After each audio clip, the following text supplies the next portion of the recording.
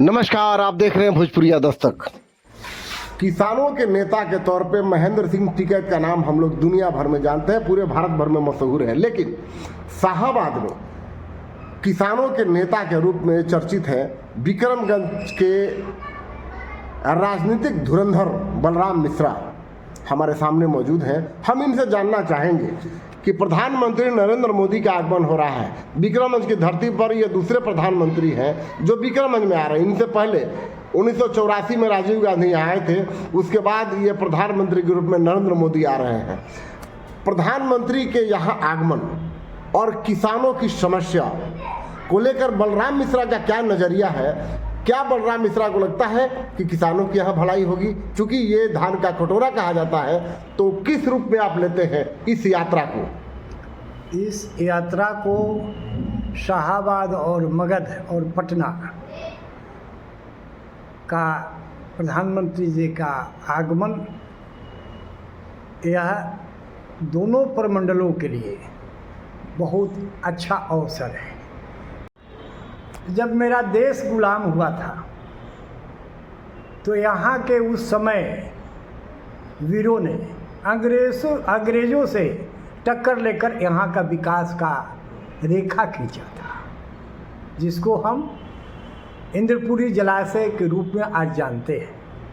यह 1858 में इसके अंग्रेज़ों ने परिकल्पना किया था और यह 1872 में ये सोन नहर व्यवस्था लागू हुआ था। आज 150 वर्षों हो गया और इस क्रम में जितना इसका विकास होना चाहिए था, जिसका यह व्यापक जनता के हित में यह काम होता है, वो आज तक अभी तक ले नहीं हुआ है। आज पूरे शाहाबाद और मगध और पटना की जनता, किसान आज इसी आशा भरी नज़र से देख रही है प्रधानमंत्री जी को कि यह कदवन जलाशय योजना जो 89 में इसका शिलान्यास हुआ था, आज माननीय मुख्यमंत्री जी 17 और 18 में इसका DPR बिहार सरकार ने तैयार कराया। आज उसी के आस में यहाँ की जनता बैठी हुई है कि प्रधानमंत्री जी यह शाहाबाद और मगध और पटना का लाइफ लाइन कहे जाने वाला इंद्रपुरी जलाशय को, जहाँ से 500 मेगावाट बिजली का भी उत्पादन होगा, हमने इसके संदर्भ में बिहार में मटियावा गांव में भी मीटिंग किया है और प्रधानमंत्री जी को आज के साल भर पहले भी हमने पत्र लिखा था सिंचाई मंत्री जी को।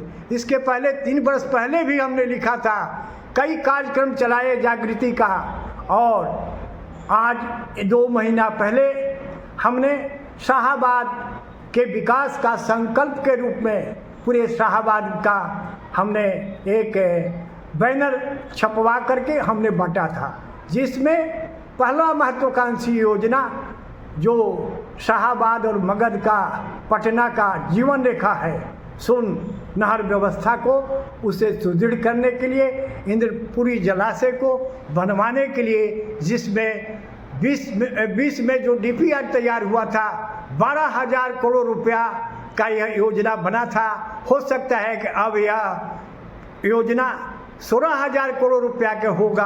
कदवन जलाशय के लिए इंद्रपुरी जलाशय, उसी का दूसरा नाम है, परिवर्तित नाम है। अच्छा, कदवन का ही नाम परिवर्तित इंद्रपुरी जलाशय है। हाँ, जिसे बनना था मटियावा में नहीं, कदवन और मटियावा के बीच में हाँ। वो तो आज वर्तमान में झारखंड, बिहार और UP के बॉर्डर पर है।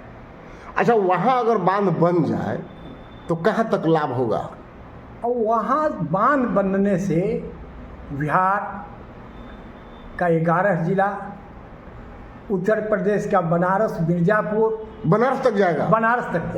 मतलब इस बांध के बनने से मोदी जी का जो संसदीय कार्य क्षेत्र है बनारस, वहाँ के लोगों को भी लाभ होगा। वहाँ भी सिंचाई के किसानों को बहुत बड़ा लाभ इस कदवन जलाशय परियोजना के बनने से। हाँ, यह महत्वाकांक्षी योजना है। हाँ। इसमें तो अब तक ले पहले ही हो जाना चाहिए था। केंद्र सरकार को संज्ञान लेकर जहाँ की और मगध को में फायदा, जहाँ किसान धान का कटोरा कहे जाने वाला शाहाबाद, जो किसानों को बिहार को ही नहीं खिलाता है, देश को अन्न के संदर्भ में आत्मनिर्भर बनाया है, देश को मजबूत किया है। अच्छा, कदवन जलाशय परियोजना जब बनेगा तो गया होते हुए पटना भी जाएगा?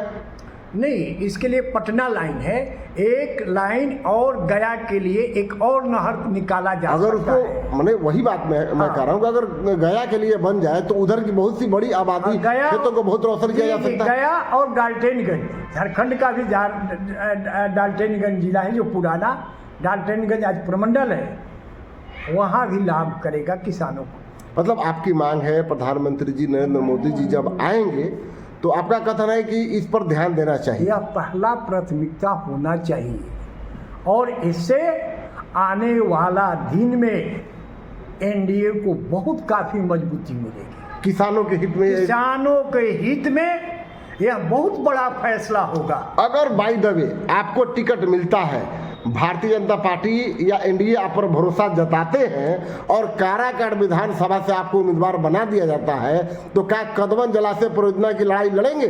हम आज भी लड़ रहे हैं, पहले भी लड़ रहे थे और भविष्य में भी लड़ाई लड़ेंगे जब तक मेरा सांस रहेगा।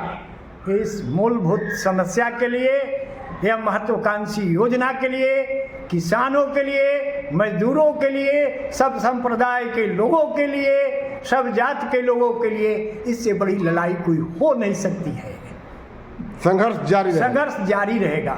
इसलिए माननीय प्रधानमंत्री जी को हमने कई बार पत्र के माध्यम से, केंद्रीय सिंचाई मंत्री जी को और माननीय लोकप्रिय मुख्यमंत्री नीतीश कुमार जी को हमने कई पत्र और मेल के माध्यम से इस डिमांड को रखने का काम किया है।